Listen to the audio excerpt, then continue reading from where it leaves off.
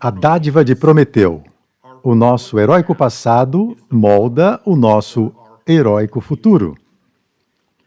Muitas histórias heróicas são vistas como fictícias, ou, na melhor das hipóteses, simbólicas. Mas os seus alicerces históricos são, por vezes, confirmados com uma precisão espantosa.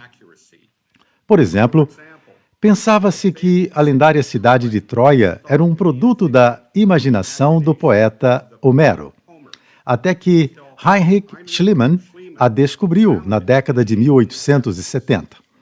O mesmo pode ser válido para os seres que despertaram a consciência humana. Aspas. Os nossos salvadores, os Agnishvatas e outros divinos filhos da chama da sabedoria, personificados pelos gregos em Prometeu, podem ser esquecidos e tratados com ingratidão pela injustiça do coração humano, sem reconhecimento e sem agradecimento. HPB, Doutrina Secreta, volume 3, página 429. Prometeu é uma figura mitológica da Grécia Antiga. Ele era um titã, que depois de roubar o fogo dos deuses, o partilhou com a humanidade. Por isso recebeu uma punição de Zeus, rei dos deuses, foi algemado a uma rocha e o seu fígado era comido por um abutre todos os dias e regenerado todas as noites. O fogo simboliza não só a habilidade que a humanidade tem para se aquecer, mas também a capacidade de usar a autoconsciência para modificar o mundo à sua volta. Prometeu representa a luta evolutiva em que nos encontramos. Somos seres setenários, e Prometeu é o símbolo do nosso princípio da mente, ou manas, em sânscrito. Este princípio diferencia-nos do reino animal na medida em que constitui o veículo que nos permite saber quem e o que somos. É o que faz de nós o microcosmos no macrocosmos. A mente desperta oferece-nos a liberdade de escolher entre o bem e o mal. A Cabala, uma antiga fonte de tradição mística judaica, diz-nos o seguinte: um mineral torna-se uma planta torna-se um animal torna-se um homem, e um homem torna-se um Deus. Contudo, este grande processo de desdobramento evolutivo que se dá de dentro para fora, enquanto nos estados inferiores ao humano, é um processo automático, torna-se um processo de autoescolha, como resultado da capacidade da mente de escolher entre os seus estados superiores e inferiores, ou seja, Kama Manas, associado à natureza do desejo, ou Buddhi Manas, em que a mente gravita em direção ao próximo princípio superior ou espiritual. A teosofia baseia-se em 3 proposições fundamentais: unidade, periodicidade e evolução. H.P. Blavatsky refere-se à terceira proposição, a da evolução, como uma doutrina crucial. O uso do termo evolução é uma reminiscência da famosa declaração de Arquimedes, o maior matemático da antiguidade, quando ele diz: dei-me uma alavanca e um ponto de apoio e moverei o mundo. A doutrina é crucial porque sugere que o nosso progresso é escolhido individualmente, por cada um de nós, como diz HPB na Doutrina Secreta, através de esforços conscientemente dirigidos. Este conceito é belamente ilustrado nas palavras finais do ensaio de Ralph Waldo Emerson, Autoconfiança. Trabalha e alcança por meio da vontade, e terás acorrentado a roda do acaso, e poderás sentar-te sem medo das suas voltas. Uma vitória política, um aumento dos rendimentos, a recuperação de uma doença, o regresso de um amigo ausente, ou qualquer outro acontecimento favorável, ergue o teu ânimo e pensas que melhores dias estão a caminho. Não acredites nisso. Nada poderá trazer-te paz, senão tu próprio. Nada poderá proporcionar-te paz, senão o triunfo dos princípios. Consequentemente, Prometeu é o exemplo heróico, ou a metáfora da viagem que cada um de nós deve escolher para trabalhar com a natureza e com o nosso próprio eu superior. Joseph Campbell, autor de muitos livros sobre mitologia, resumiu este caminho numa conversa com o jornalista Bill Moyers, na série televisiva de 1988, intitulada O Poder do Mito, uma das séries mais populares da história da televisão pública e que continua a inspirar novas audiências. Ele diz: não precisamos correr sozinhos o risco da aventura, pois os heróis de todos os tempos já o fizeram antes de nós. O labirinto é bem conhecido em toda a sua extensão. Só temos que seguir o trilho do herói.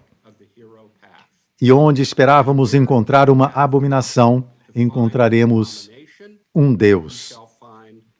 E quando intencionarmos matar outro, matar-nos-emos a nós mesmos. E ao desejarmos viajar para fora, chegaremos ao centro da nossa própria existência.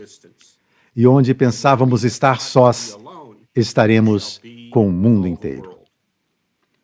Como se afirma no Bhagavad Gita, esta é uma gloriosa batalha não desejada. A batalha é tanto interna como externa. Como o humorista e escritor americano Mark Twain afirmou, nada é mais difícil de tolerar do que um aborrecido bom exemplo. Quando a história de Prometeu nos diz que ele está acorrentado a uma pedra e castigado, é a nossa natureza inferior, Kama Manas, a natureza do desejo, a responsável por isso. A história de Lúcifer é semelhante no seu imaginário mítico, e foi por esta razão que a HPB o escolheu para o título da revista que se publicou nos anos 1890. Lúcifer significa literalmente portador da luz, e acreditava-se que ele havia sido um arcanjo, que foi atirado do céu por ter sido malvado e ter se revoltado contra Deus.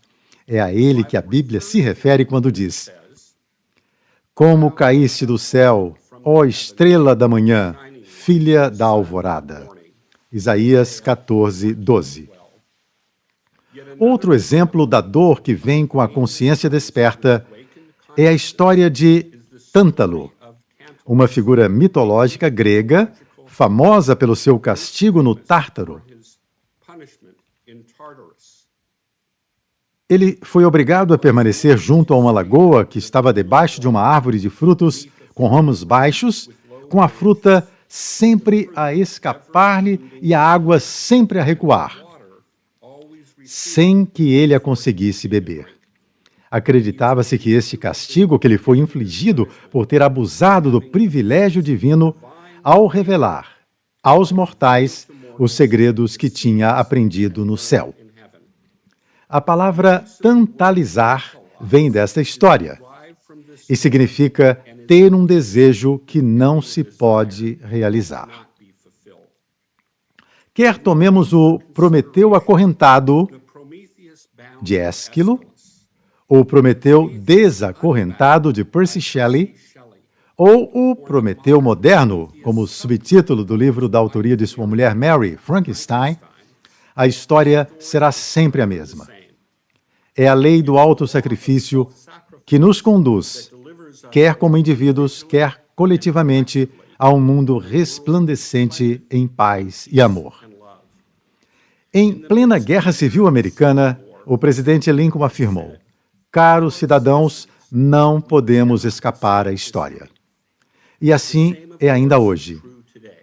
Quer se trate de uma pandemia global ou do agravamento da crise climática, só uma ação concertada e unida nos pode livrar de uma catástrofe. Tomemos cada um o que pudermos do exemplo de Prometeu para fazer a nossa parte rumo a um mundo melhor. A história de Prometeu não contém apenas exemplos do nosso passado remoto e das nossas tentativas de imitar um exemplo digno. Como disse o poeta William Blake, Deus torna-se como nós somos, para que possamos ser como Ele é. HPB alude a esta função quando escreve: o mito de Prometeu efetivamente é uma profecia, mas não se refere a nenhum dos salvadores cíclicos que tem aparecido periodicamente em várias nações e povos, nos seus estados transitórios da evolução. Ele se relaciona com o último mistério das transformações cíclicas, em cuja série a humanidade, tendo passado do estado etéreo ao estado físico sólido da procriação espiritual à procriação fisiológica, é agora conduzida para adiante, no arco oposto ao ciclo, para a segunda fase do seu estado primitivo, em que a mulher não conhecia o homem, e a descendência humana era criada e não gerada. Pode ser encontrado na Doutrina Secreta, volume 3, página 433. Num contexto mais universal, HPB escreve algumas páginas depois: há na natureza uma lei eterna, uma lei que tende sempre a conciliar os opostos e a produzir a harmonia final. Graças a essa lei de desenvolvimento espiritual, que há de sobrelevar ao aspecto físico e puramente intelectual, que a humanidade ver-se-á livre dos seus falsos deuses e alcançará, finalmente, a auto-redenção. Doutrina Secreta, volume 3, página 438. Oh, que alcance de um homem vá além da sua compreensão. Disse que se deve sempre pensar em crescer e nunca crescer plenamente. Este aspecto necessário da condição humana, um estado de se tornar, em vez de ser, é ilustrado no conto Um Sonho com Abelhas Selvagens, da escritora sul-africana Olive Schneider. do escritor sul-americano Olive Schneider. No conto, uma futura mãe sonha com abelhas, que conferem dádivas ao seu filho que está por nascer. No último sonho, descreve: as abelhas voavam sobre a cabeça da mãe, tocando-lhe com os seus longos membros afilados.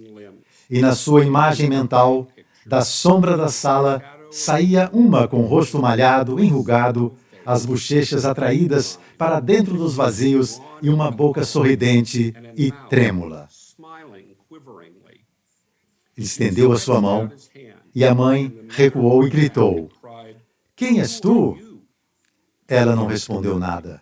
E a mãe interrogou, olhando-a por entre as pálpebras semicerradas, e disse: o que podes dar à criança? Saúde? E a abelha respondeu: todo homem a quem eu toco deflagra no seu sangue uma febre ardente, que irá devorar o sangue como fogo. A febre que vou lhe dar será curada quando a sua vida estiver curada. Podes dar-lhe riqueza? A abelha abanou a cabeça. Todo homem a quem eu toco quando se baixa para apanhar o ouro, vê subitamente uma luz sobre a sua cabeça no céu. Enquanto ele olha para cima para ver a luz, o ouro escorrega-lhe por entre os dedos. O outro transeunte o tira dele à sua passagem. E a fama?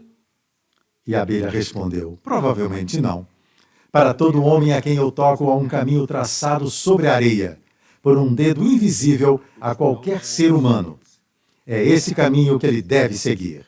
Por vezes leva-o quase até o topo e depois atira-o subitamente para o vale. Ele deve segui-lo, embora mais ninguém veja o traçado. E amor? E a abelha: olha, irá desejá-lo avidamente, mas não o encontrará. Quando esticar os braços para ele e lançar o seu coração a uma coisa que ame, então, lá no horizonte, verá um jogo de luzes. Deverá avançar na sua direção. Não levará com ele o que ama. Terá de viajar sozinho. Quando apertar algo junto ao seu coração ardente, gritando: é meu, é só meu, ouvirá uma voz dizendo: renuncia, renuncia, isto não é teu. E será bem sucedido? Ela respondeu: irá falhar.